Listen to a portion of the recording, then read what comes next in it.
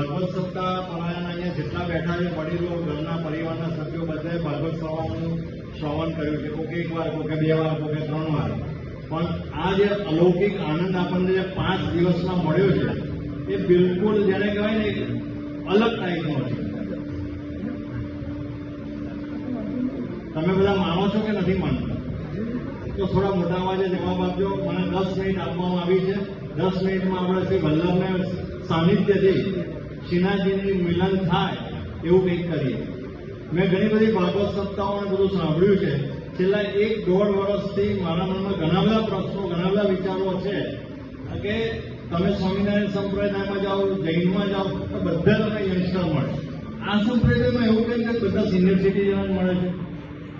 Youngster કેમ વિમુખ થઈ ગયા છે? એના માટે મેં એક આખી બુક લખી છે, પણ મને કોઈ એનું કેવી રીતે કામ કરવું એનું માર્ગદર્શન મળતું નહોતું.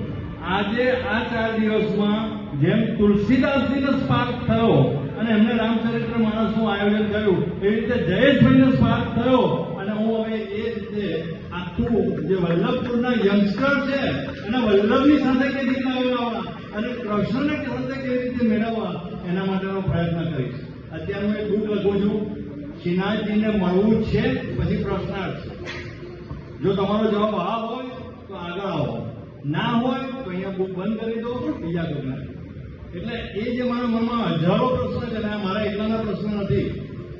વૈષ્ણવ પરિવારના, પુષ્ટિમાર્ગી સમાજના હજારો લાખો યુવાનોના પ્રશ્નો છે અને એ પ્રશ્નોના જવાબ કુંજેશ બાવા 108 છે. મને આ શું છે, બહુ બોલવાની ટેવ નથી.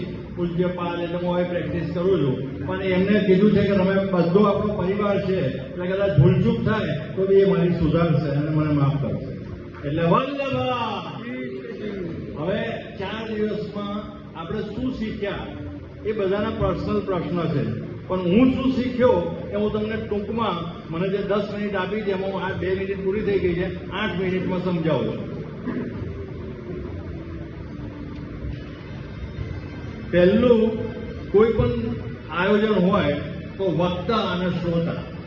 હવે વક્તા કેવા હોવા જોઈએ એની બહુ ડેફિનેશન છે, એમાં આપણે નથી જતા. શ્રોતા કેવા હોવા જોઈએ એની બી બહુ ડેફિનેશન છે, એમાં નથી જતા. પણ આજે આપણે જે 4 દિવસ આનંદ કર્યો છે એમાં વક્તા અને શ્રોતા બધા પ્રફુલ્લિત છે. હા કે ના? અને બધાએ દિલથી આપ્યું છે. આજે બાબાશ્રીએ જે આપણને 4 દિવસમાં આપણે અત્યાર સુધી શું હતું, ભાઈ વલ્લભાજી છે, પછી શ્રીનાથજીના દર્શન કરીએ, એનાથી આપણને જ્ઞાન નહોતું. મને આ 4 દિવસની અંદર નોટપેન લખીને મારા જે પ્રશ્નો હતા લગભગ 35 થી 40 પ્રશ્નોનો જવાબ મળી ગયો અને એવી રીતે ઘણાને બી મળી ગયો છે. અને હું તો હવે બાબાશ્રીને રિક્વેસ્ટ કરું છું કે જેમ બીજા સંપ્રદાયમાં ઓપન સેશન હોય છે એવી રીતે આપણે ઓપન સેશન રાખીએ. સમયની અનુકૂળતા ના હોય તો હાઈટેક ટેકનોલોજી છે, તો આપણે એ પ્રશ્ન જેને બી પૂછવો એ વોટ્સએપ નંબર રાખીએ.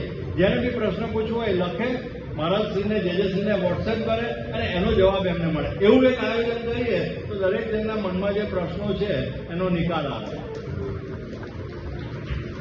બીજું, શ્રી મહાપ્રભુજી અને વૈષ્ણવ એ બે વચ્ચેનો સંબંધ શું છે એના વિશેનું એટલું ડિટેલમાં એમને નોલેજ આપણને આપ્યું આ 4 દિવસમાં કે મારા બધા જ પ્રશ્નોનો સંશય નીકળી ગયો.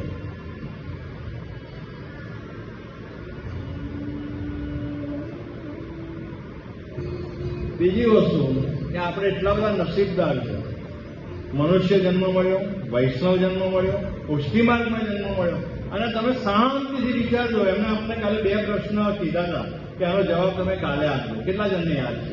તો આપણા માટે તો ધન્ય એવી વસ્તુ છે કે શ્રી મહાપ્રભુજી, મને ઘણી વખત આ વિચાર એક વખત ની અનેક વખત આવ્યો છે કે 84 બેડ જ પૂર્વમાં, પશ્ચિમમાં, ઉત્તરમાં, દક્ષિણમાં કોઈ સાધન નહીં, એ ગાડી. તો આ મહારાજશ્રી આટલું બધું કેવી રીતે પહોંચ્યા છે મહાપ્રભુજી? તો એ બી એક આપણે જો આપણી જાતને સવાલ કરીએ તો આપણે તો 2 તારીખ 4 તારીખ ચંપારણમાં આવવાનું છે, કેટલી તૈયારીઓ કરીએ છીએ, કેટલું એ. તો એમને કેવી કરી અદભુત.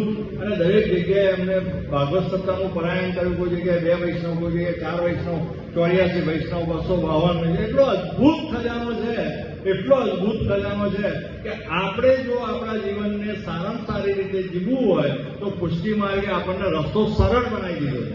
કેવો બનાવી દીધો છે? સરસ, તમે મારી સાથે જોડાશો તો આનંદ આવશે. અને આજના શુભ દિને મારા મનમાંથી જે ઘણી બધી ઈચ્છા હતી એનું આપ સૌની સાથે પૂજ્ય બાવાશ્રીના આશીર્વાદથી વ્રજભૂમિ વલ્લભ પરિવારનું આયોજન કરું છું. મારી જે સંસ્થા છે એનું આજે પ્રથમ દિવસ છે અને એનો એક જ ધ્યેય છે કે વલ્લભ દ્વારા એમને શું કીધું કે ઇન્ટરમીડિયેટ જોઈએ, વલ્લભ દ્વારા શ્રીજીની કેવી રીતે આપણે મેળવી શકીએ. આ એક જ કોન્સેપ્ટ અને વલ્લભ વિશે, વલ્લભના વિચારો વિશે વધારે ને વધારે માહિતી આપીને વધારે આપણા વૈષ્ણવ પરિવારના જે બાળકો છે એમને આપણે શ્રીનાથજીની સેવામાં, વલ્લભની સેવામાં લાવીએ એવા મારા પ્રયત્નો છે. કૃષ્ણ કનૈયા વલ્લભા. ઓછું થઈ ગયું તો માફ કરજો.